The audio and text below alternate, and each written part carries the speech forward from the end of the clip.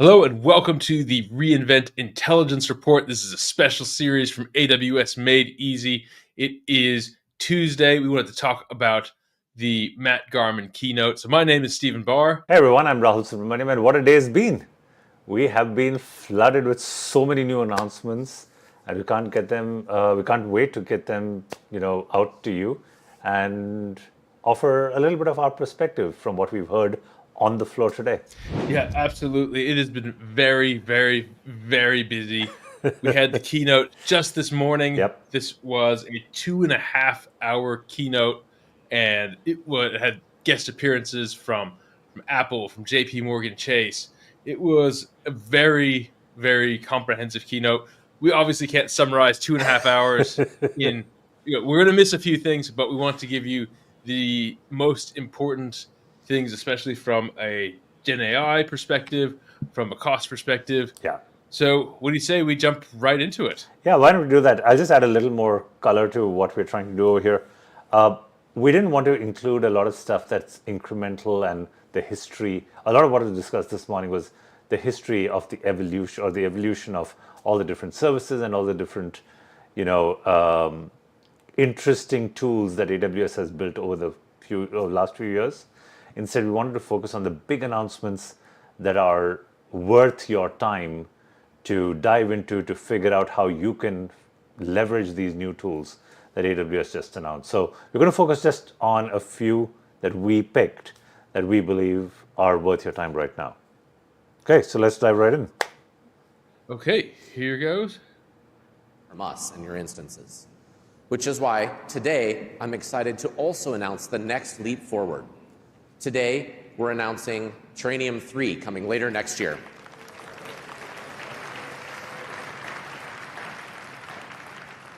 Trainium 3 will be our first chip that AWS makes on the 3-nanometer process, and it'll give you 2x more compute than you get from Trainium 2. It'll also be 40% more efficient, which is great as well. So it'll allow you all to build bigger, faster, more exciting Gen AI applications.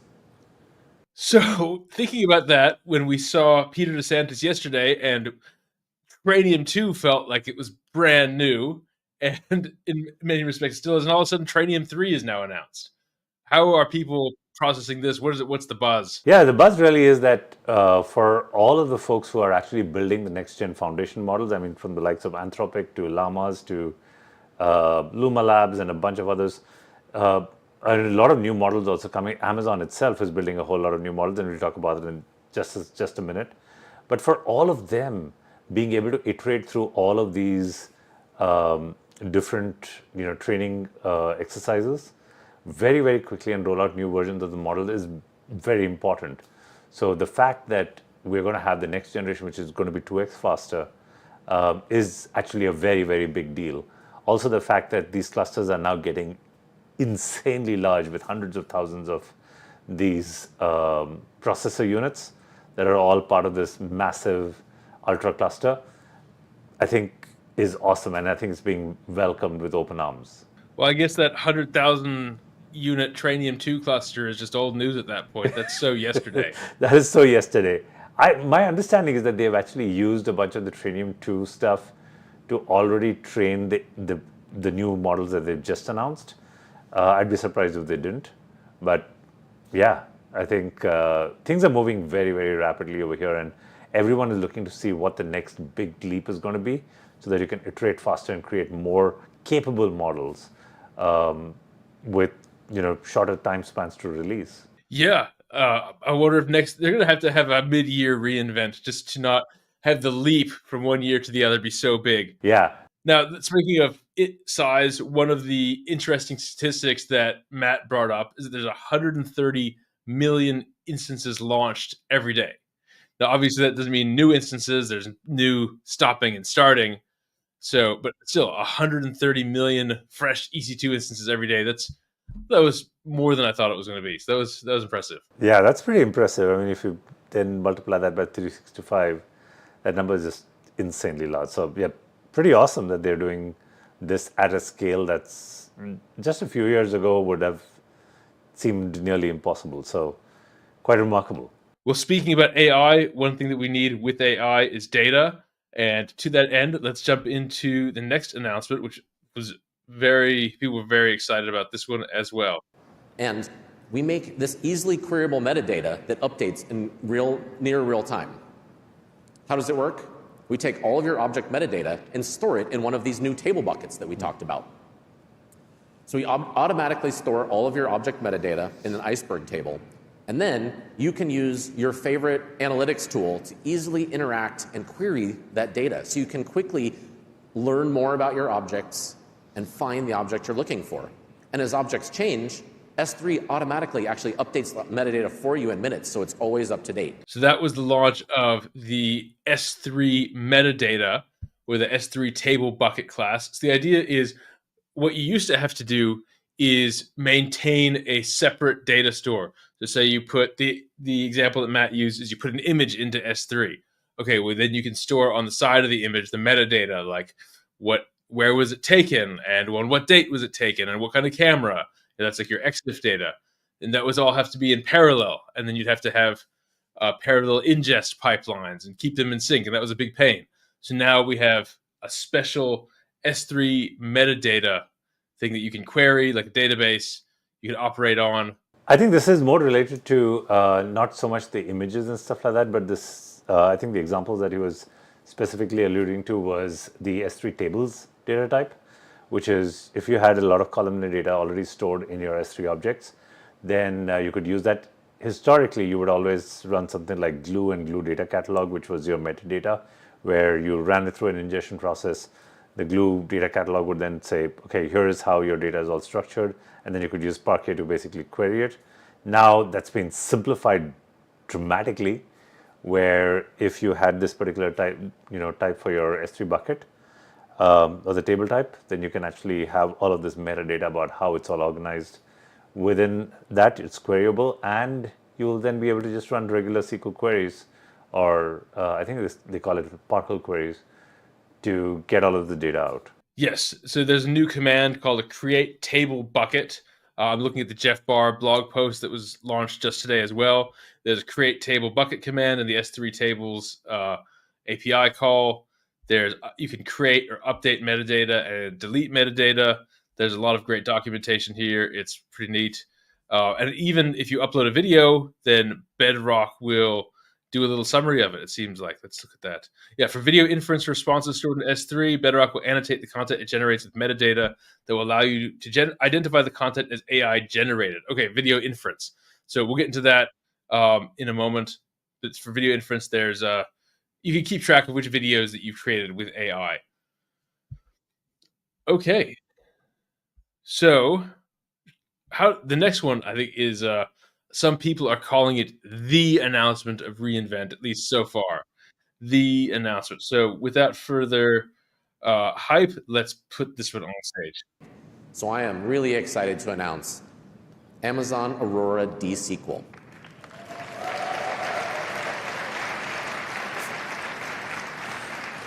This is the next era of Aurora. Aurora DSQL is the fastest distributed SQL database anywhere and delivers the next generation of AND.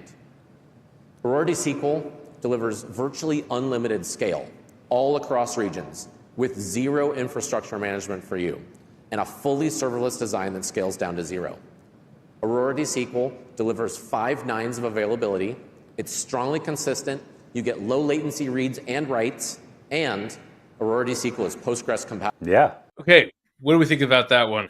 What's the buzz about DSQL? Okay, so a lot of the online buzz is about, particularly from the folks who've been in the early adopter preview mode, and they've actually played around with it, swear by this. They were like, this is Postgres compatible, and it is absolutely awesome. Awesome for multiple reasons. Number one is, it is consistent across all the transactions that happen across regions, which is remarkable. The second one is that you have nearly infinite scale with it. We should dive into the details of how they scale when Werner Burgos talks about it tomorrow in his session. And then third is we also are very excited about the fact that you can scale down to zero. Now, when Aurora Serverless came out, or even till very recently, scaling down to zero was this thing that everyone wished for but was never achieved. So it looks like If you had this this one is unit the or half answer. a unit, Yeah, it's half ACUs that you can scale down to with regards to Aurora just before this announcement. But now that you've got Aurora DSQL, you can scale down to absolutely zero. So a huge win for AWS. I think everyone is very excited about it. The folks who've tried it swear by it. So it'll wait. The only drawback right now is that it's in preview, which basically means that you try it out, you play around with it, but you shouldn't be putting any production database in there because that AWS recommends you do only once they've moved to GA. During preview, whatever data sets you create, whatever databases you create, will all get toned down once it turns into GA. So play around with it, try it out, see what it can do for you, and be prepared for a GA relatively soon when you can actually leverage this for real production workload.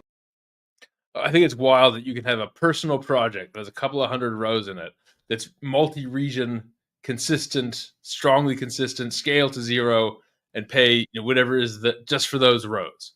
Right? You're not going to have that fixed cost of a couple $100 a month that makes it impossible for a personal project or a WordPress blog or whatever it is that you want to host. Yep. That's great. You do scale to zero. Now, the interesting thing is going to be pricing, of course. We'll have to wait and see how the pricing for DSQL works.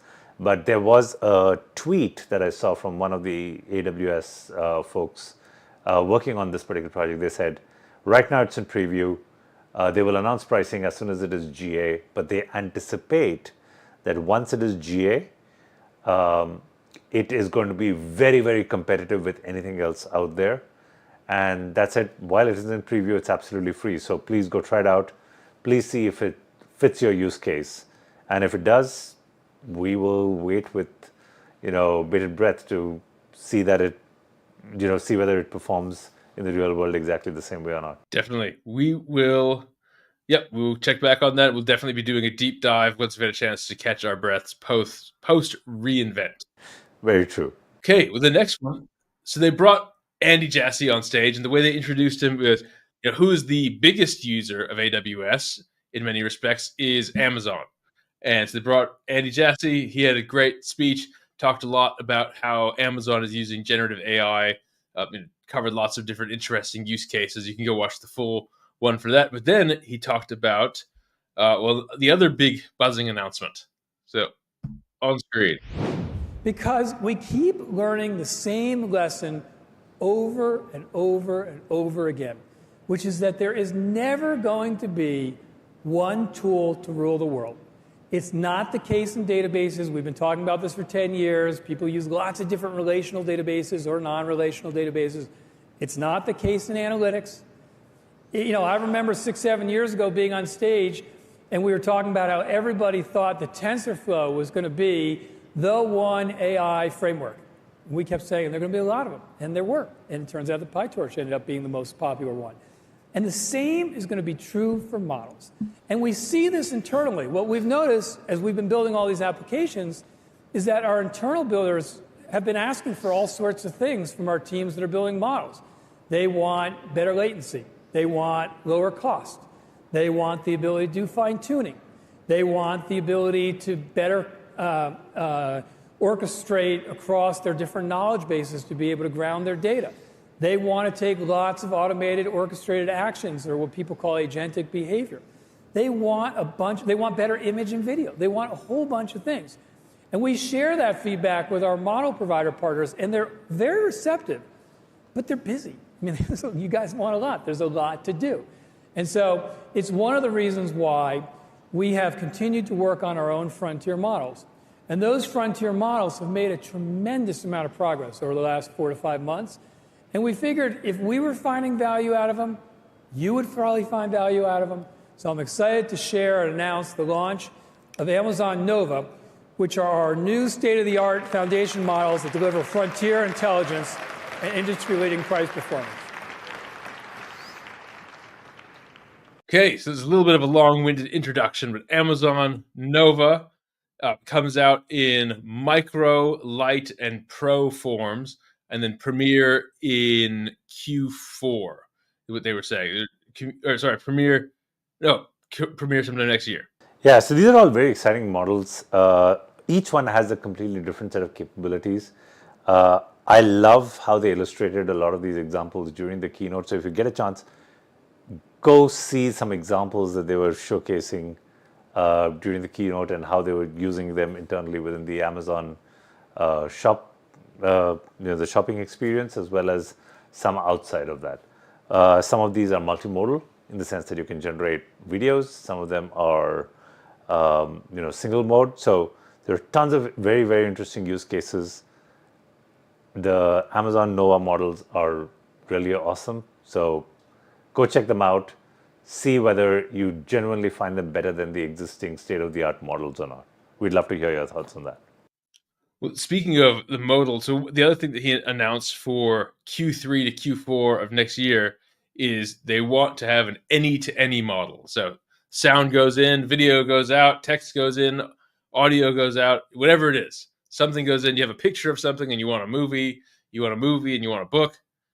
So that's the any-to-any model. It'll be interesting.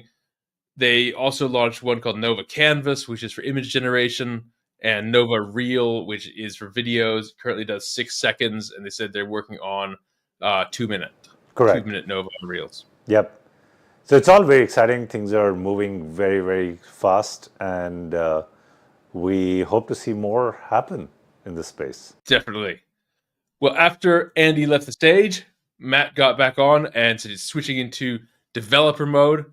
Now, I had this flashback to the Steve Ballmer, developers. He didn't do that, but he still brought a lot of enthusiasm about the developer segment. So let's talk about developers and Q agents. Put this on screen. Autonomous agents as part of Q Developer that can help.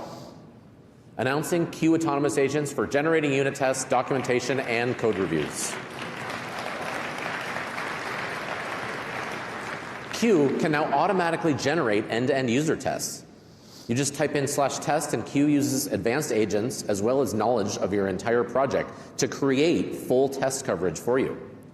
Their second agent can automatically create accurate documentation for you. The interesting thing is it's not just new code. The Q agent can actually apply to legacy code as well. So if you come across a code base that maybe wasn't perfectly documented by one of your coworkers, Q can help you understand what that code is doing as well. You can now use code to automatically do code reviews for you. It'll scan for vulnerabilities, flag suspicious coding patterns, even identify potential open source package risks that you might have. Actually, one of the other cool things it does is it'll even identify where it views a deployment risk and suggests mitigations for you of how you can make a safer deployment. We think that these agents can materially reduce a lot of the time that's spent on these really important but maybe undifferentiated tasks and allow your developers to spend more. Yeah, so on this one, this is actually very interesting. To be honest, we've had some mixed results with Q Developer, particularly when it came to some of the Java migration stuff. We really, really struggled with getting that to work as effectively as advertised. That said, the improvements that are coming in QDev are, constantly getting better and better. So I am, I'd say, I'm optimistic about what Q Developer can do, though I think we will have to get a little more data about real world scenarios where you have these legacy code bases that are really hairy, that are really messy. If you can use Q Developer to actually create a new refactored solution or solve these bugs or everything that they advertise, I think that's going to be remarkable. We haven't had that much success with it yet, but again, we are going to go back, try these out, and come back with our verdict. Well, I think it'll be, like you said, how does it manage the context window? I mean, for those of you who use Cursor, you can use the @ symbol and you bring things in and out of the context window, but there's a limit. You can't just bring in, every single dependency and every bit of documentation and 10 different web pages. It's still an LLM. There's a limit to the context window, and so how effective that is, you have to manage that. Correct. So, I mean, there are a lot of variables. There are a lot of things that can be done to mitigate the scenario. They do use RAGs. You can do @ workspace and literally use the entire workspace as context and so on. But again, it it it. I mean, I think we'll have to just wait and see how it actually performs in the real world with real old legacy code bases. Yeah. Well, speaking of legacy code bases, this one I thought this we'll do the last announcement here. This one I thought was quite an ambitious one, but let's put this on the screen. Licensing costs. But we do recognize today that this is hard. Actually, modernizing away from Windows is not easy today. So I'm happy to announce Q transformation for Windows.NET applications. Now with Q Developer, modernizing Windows just got a lot easier. Q Developer helps you transform .NET applications that are running on Windows to Linux in a fraction of the time. What happens is QDev launches agents that can automatically discover incompatibilities, generate a transformation plan, and refactor your source code. And it can. This is pretty impressive. I have to hand it to them. There's so much code out there which is written in .NET for Windows in particular, and the licensing costs, particularly with these apps and Windows, is just so high that it just makes sense to run them on Linux. If they run equivalently and they run, without crashing or without other issues. So if they can make that work, I think it's a huge cost savings and a cost benefit that comes to the company. More importantly, it should be refactored the right way and should actually be better than where you started. So very excited about this one. I was always either Mac OS or Linux, and I had an Amazon Workspaces to use TurboTax once a year. And yeah, there's always that one application, that legacy code base. So hopefully with this, if you have an entire enterprise and you're hanging on to one application because it's too hard to port it over, this could make a big difference. Absolutely. And I think the last part of this announcement was the support for VMware and mainframe migration. Now, mainframe migration tool has already existed in the past. VMware has also existed. But I believe that as part of Q Developer, they've added new capabilities that actually allow us now to experience VMware and mainframe transformations as part of Q Dev itself. And with the mainframe part, Matt introduced it as transform a multi-year effort into a multi-quarter. Yes. So they were still saying this is still hard. This is, a very different architecture. Yeah. There's a lot that will go into it. You're not going to open up your terminal and just say, switch it over and it's done. Exactly. I mean, that would be good. Maybe one day. So completely agree. I think a very, very exciting set of announcements. We are looking forward to the next two keynotes. Tomorrow, we're going to have Swami talk about ML and AI. Is that right? Yes. I hope I got my schedules right. And then day after, we have Werner Vogels, who has already tweeted that he's going to be talking about the architecture of how they did Aurora D-SQL. And he's going to encourage all of you to go build the next big thing once he's explained exactly how it all works. So really looking forward to these conversations, these exercises. We will be back bringing you all of this content. And so looking forward to hearing from you. All right, well, as you're wandering around reInvent, the Mandalay Bay, Venetian, wherever you are, have a look out for this. If you see someone walking towards, well, I guess you'd be walking away from you, Run, catch up, tap them on the shoulder, check out how you can save money with CloudFix, AWS, nonstop savings. We've got a QR code on the shoulder. Yep. So don't worry, we don't think you're just trying to photograph our biceps. We know there's a QR code right there. You can go learn more about how to save with CloudFix. Yeah, and do remember that we have a free assessment with CloudFix, so go make the most of that. With that, we wrap up this episode and look forward to bringing you the next update very soon. All right, have a good one, everyone. And happy reInvent. We will see you tomorrow. Bye. Bye-bye.